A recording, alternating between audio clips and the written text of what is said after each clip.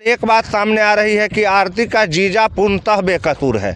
आरती कितना झूठ बोल सकती है, इस बात का अंदाज़ा आप इसी से लगाइए कि वो घर में बंद होते हुए देख लिया कि उसका जीजा अपने घर से आकर के छोटू को मारा है। जैसी कई और लड़कियां जो देश में सफलता की कई बड़ी बड़ी ऊंचाइयों को छू रही है मात्र 19 या 20 साल की उम्र में, और अपने देश, परिवार और पंचायत, गांव, शहर, अपने से जुड़े सभी स्थानों का नाम रोशन कर रही है, वैसे में ये लड़की एक गलत तरीके से इतनी पहचान बना चुकी है, इस पर क्या कहेंगे आप? अक्सर ऐसा कहा जाता है कि अब खुद को कामयाब करने के लिए दूसरे को आपको छोटा बनाना पड़ेगा। तो आरती जी ने भी यही फार्मूला अपनाया और उन्होंने कुछ लोगों को फंसाकर अपने आप को सुपरहिट करवा लिया। नमस्कार, आप देखना प्रारंभ कर चुके हैं यूट्यूब और फेसबुक पर खबर 247। अररिया के आरती और छोटू मामले को दिखाए जाने के बाद हमें लगातार कमेंट्स बॉक्स में कहा जाता है कि कोई और दूसरी खबर नहीं है क्या तुम्हारे पास, या फिर कब तक दिखाओगे इस मामले को और कब तक टीआरपी बटोरोगे। तो हमारा भी यह प्रयास है कि जब तक इस मामले में किसी एक पक्ष को न्याय मिल ना जाए जो कि दोषी नहीं है, तब तक हम इस मामले को दिखाएंगे और जो नए नए अपडेट और नए नए मोड़ है इस मामले में खुलासे, उसको लगातार आप तक अपडेटेड करते रहेंगे। आज का क्या अपडेट है? सबसे पहले तो मैं तमाम जो अपने व्यूअर्स हैं उनको 15 अगस्त और स्वतंत्रता दिवस की हार्दिक शुभकामनाएं दे दूं। पूरा देश जहां आज़ादी का अमृत महोत्सव मना रहा है, वहीं कुछ परिवार ऐसे भी हैं जो आज तक भी अपने आप को आज़ाद महसूस नहीं कर रहे हैं, और उन्हीं में से एक अभी के ताज़ा चर्चित अररिया कांड का जो आरती का परिवार है, वो अपने आप को आज बिल्कुल असहाय महसूस कर रहा है। जब वहाँ पर आज जो है उन लोगों के लिए जो जेल में बंद हैं, उनके पिता, भाई और गांव के कुछ लोग जो जेल में बंद हैं, उनके लिए भी जो आज़ादी स्वतंत्रता दिवस का झंडोत्तोलन कार्यक्रम जेल में हुआ है, वो लोग भी वहाँ पर थे और वहाँ पर कुछ मीडियाकर्मी भी गए थे कि वहाँ पर जेल में बंद कैदियों का जो है वो स्वतंत्रता दिवस किस तरह मनाया जाता है। तो वहाँ पे छोटू के भाई भी थे और पिताजी भी थे। आज पुनः उनसे मीडिया ने एक बहुत ही पर्सनल सवाल पूछा था कि आप लोग अपने आप को इस हत्या में कितना शामिल मानते हैं। तो आरती के भाई ने तो बताने से मना कर दिया, बोला कि इस मामले में तो हम लोग क्या कहें, हम लोग के ऊपर तो झूठ को फंसाया गया है, हम लोग कुछ किए नहीं है। लेकिन आरती के पिताजी ने बताया कि हम लोग के साथ जो हुआ उसमें हम लोग ही केवल दोषी नहीं है। वहाँ पे एक ऐसा माहौल बन गया कि ये घटना कब हो गई, कैसे हो गई, सही मामले में अगर पूछेंगे तो किसी को पता नहीं है। कोई कह रहा था मारो, कोई कह रहा था छोड़ो, कोई कह रहा था पुलिस को दे दो। मतलब हो सकता है उनकी बातें सुनकर ऐसा लगा है कि उस तरह का ही माहौल क्रिएशन वहाँ पर हुआ होगा जब एक गलत हालात में दोनों को पकड़ा गया। तो उसके बाद वहाँ पर जो लोग इकट्ठे हो गए, तो अब उसमें कौन सा नियत लेकर के आया था, ये समझ के परे है। अभी तक इस बात की पक्की खबर नहीं आ रही है कि किन लोगों के द्वारा ही मारा गया।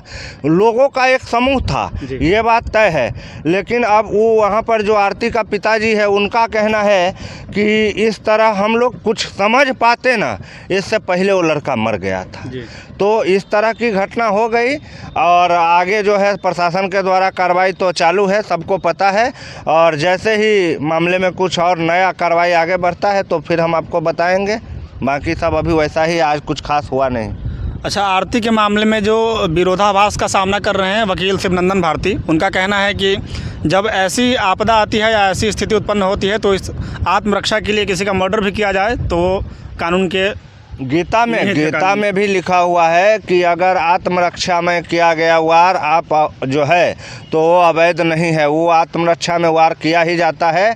और मैंने पहले ही बताया हूँ कि आत्मरक्षा में इज्जत और मान सम्मान की भी गिनती होती है, और कोई अगर इसे सरेआम खुल के लुटाना चाहे तो उस घर के जो प्रमुख हैं या उस घर के जो जिम्मेदार सदस्य हैं वो उनको ज़रूर रोकेंगे, और नहीं मानेंगे तो उनके साथ कड़ाई से पेश आएंगे। मारपीट करके जैसे समझाना होगा वो समझाएंगे। तो यही बातें सब हुई थी वहाँ पर। और मान के चलिए जो वकील है शिवनंदन भारती, वो भी अपने हिसाब से पूरी तरह सही है। और जिस तरह से मीडिया में एक मान के चलिए प्रोपगेंडा फैलाया जाया था, कोई भी जो मामला होता है उसमें जब किसी महिला की संलिप्तता होती है तो मीडिया एक बहुत ही अजीब तरह का केस लेकर के आता है। आपको मैं एक घटना बताता हूँ नोएडा की। वहाँ पर एक लड़की ने अदालत में एक लड़के पर केस किया कि ये लड़का पिछले 12 साल से मेरा रेप कर रहा है। तो पहले तो इस पर सुनवाई हुई, लड़का अरेस्ट हो गया। उसके बाद जब कोर्ट में बात पहुंची, 2-4 तारीखें गुजरी, उसके बाद जो मामला खुल कर के सामने आया तो उसमें पता चला कि ये लड़का और लड़की लगभग 10-12 साल से लिव इन रिलेशनशिप में रह रहे थे।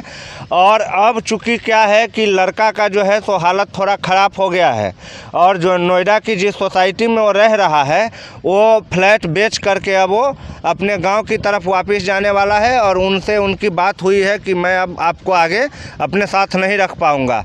तो चूँकि उससे एनिमी लेना है या हर्जाना लेना है, इसलिए उसके ऊपर रेप का केस चार्ज किया गया। हालांकि अदालत 2 साल की सुनवाई के बाद लड़के को पूरी तरह बेकसूर पाया और लड़की के ऊपर रेप का फ्रॉड केस करने के लिए 6 महीना का उसको जेल हुआ और करीब 57 लाख रुपए लड़का को देने के लिए कहा गया कि आपने इनका अभी तक 57 लाख रुपया जिनका उनके पास बिल है इतना लूटा है, आप ये पैसा उनको लौटा दीजिए, अन्यथा आपको सज़ा बढ़ाकर मिलेगा। तो अब आगे क्या हुआ ये तो मीडिया में या किसी के सामने नहीं आया, लेकिन यहाँ पर अदालत का निष्पक्ष फैसला जो है वो बहुत मतलब सराहनीय कदम कहा जाएगा। और इस मामला में भी आप देखिएगा कि फाइनली आरती इस मामले के पूरे लपेटे में आएगी। और जो है अब एक बड़ा खबर बता रहे हैं कि कोर्ट में जो कुछ बातें हुई है वहाँ से निकलकर एक बात सामने आ रही है कि आरती का जीजा पूर्णतः बेकसूर है।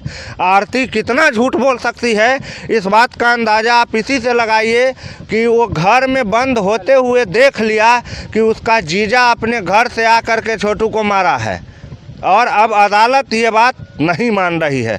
अगली 2-4 तारीखों में आप देखिएगा आरती का जो जीजा है वो बाहर आ जाएगा। उनका जो भी साक्ष्य है वो ये साबित करने के लिए काफ़ी है कि वो उस दिन अपने गांव में थे, आरती के घर पे नहीं थे।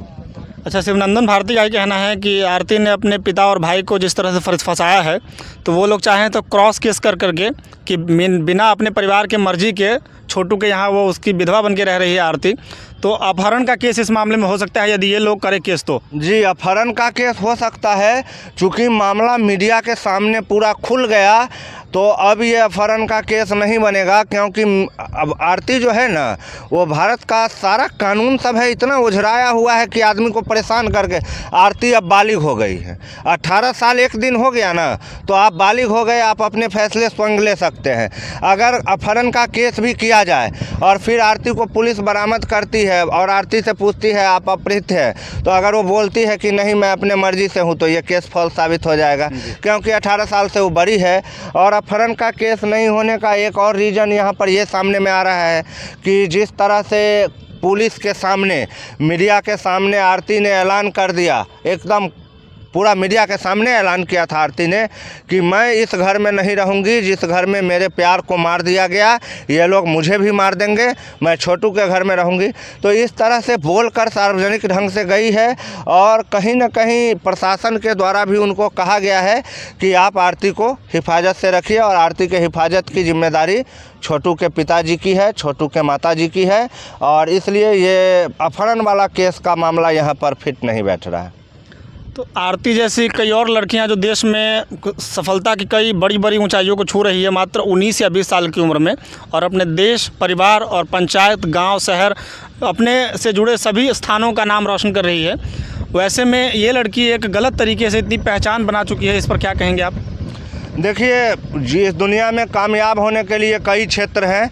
कुछ लोग शिक्षा के क्षेत्र में बड़ी डिग्रियां लेकर के बड़े पद पर कार्यरत होकर नाम रोशन करते हैं, कुछ लोग खेल के क्षेत्र में करते हैं, कुछ लोग फिल्म जगत के क्षेत्र में करते हैं। तमाम क्षेत्र हैं, कुछ लिखते हैं, कुछ गाते हैं, बहुत सारे क्षेत्र हैं। उसी में एक क्षेत्र है सोशल मीडिया पर अत्यंत आश्चर्यजनक रूप से वायरल होने वाला धंधा। ये धंधा आजकल बहुत बड़े पैमाने पर चलता है। इस तरह आदमी को पूरा मतलब मोनेटाइज किया जाता है है कि आप समझ नहीं पाएंगे जो आप देख रहे हैं वो सही है या नहीं है।